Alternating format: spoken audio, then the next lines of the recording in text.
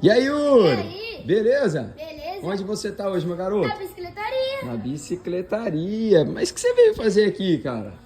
Porque eu emprestei minha bike pra minha amiguinha. Ela caiu e quebrou o guidão e o protetor de mão. Você já arrumou alguma coisa? O guidão já. Ah, deu pra desentortar. E o protetor de mão? Ah, esse Aí aqui que tá não. quebrado, cara. Era igual o outro ali, né? Uhum. E eles vendem só um? Não. É o par? Ah, vamos comprar um par pra deixar nova de novo, né? É isso, cara. Fala pro pessoal aí. Curte e inscreva pra vocês verem como vai ficar.